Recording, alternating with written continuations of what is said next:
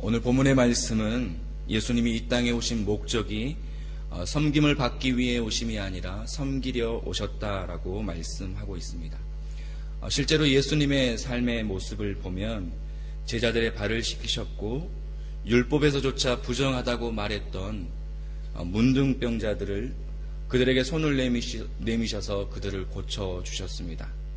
그리고 오병이의 기적을 통해 5,000명의 사람들의 굶주린 배를 채워주시고 예수님 주변에 있는 각색 병든 자들을 고쳐주셨습니다.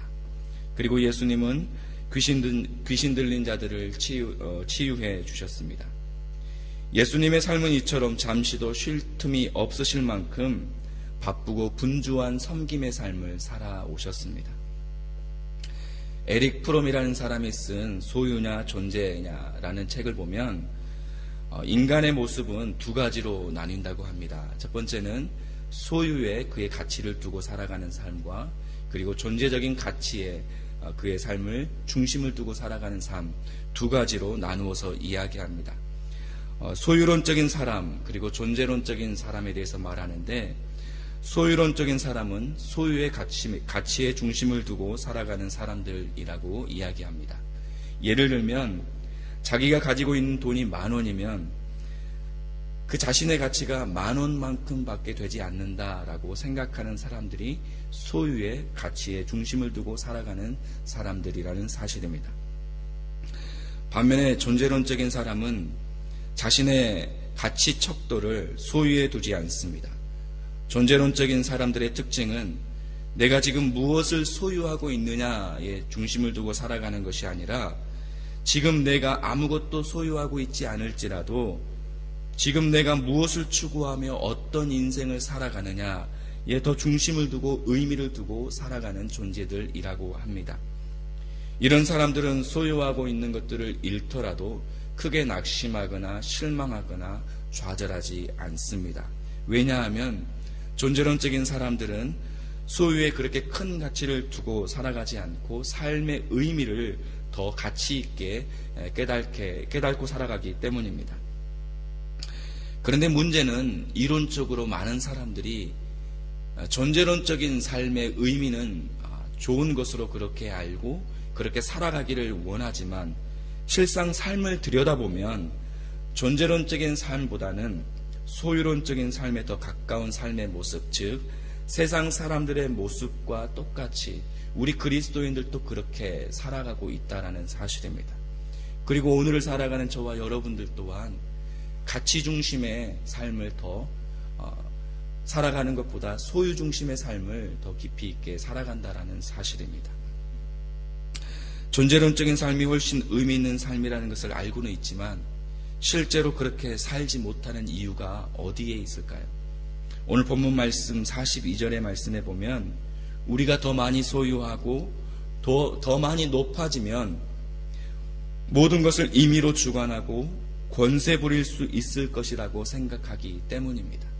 이 땅에 많은 사람들은 내가 더 높아지고 내가 더 많이 갖게 되고 다른 사람보다 더 높은 위치에 있으면 모든 것을 임의로 주관할 수 있고 모든 권세를 부릴 수 있을 것이라고 생각합니다.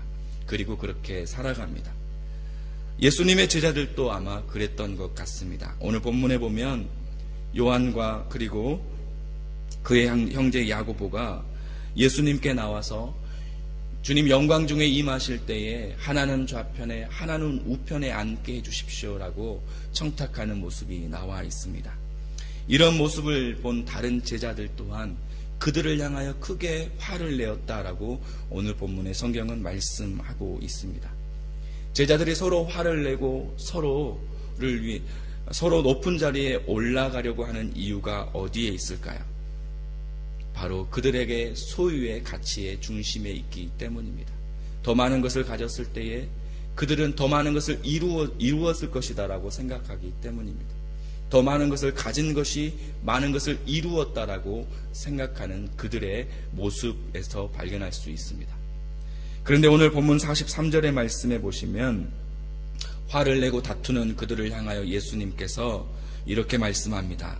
너희 중에는 그렇지 않을지니 라고 말씀합니다. 다른 성경에 보니까 너희는 그래서는 안 된다라고 말씀합니다. 왜냐하면 하나님 나라의 법칙은 소유에 있지 않기 때문입니다. 하나님 나라는 많은 것을 가져서 높은 곳에 올라갈 수 있는 것이 아니기 때문입니다. 하나님의 나라가 우리 가운데 이루어지기 위해서는 소유의 의미를 두고 살아가는 세상 사람들과는 조금 달라야 한다라는 사실입니다. 사랑하는 여러분, 오늘 이 아침에 함께 나누고 싶은 말씀은 우리는 조금 달라야 한다라는 사실입니다. 하나님을 예배하고 살아계신 하나님의 말씀을 따라 살아가는 저와 여러분의 삶은 세상의 방법과 원리를 따라 살아가는 사람들과 조금 다른 삶을 살아야 하지 않을까요? 실제로 우리의 삶에 보면 그렇게 하나님의 말씀이 우리의 말씀에, 우리의 발에 그리고 빛이고 길이다라고 고백은 하지만 우리가 그렇게 살아가지 못하는 연약함이 우리 가운데 있습니다.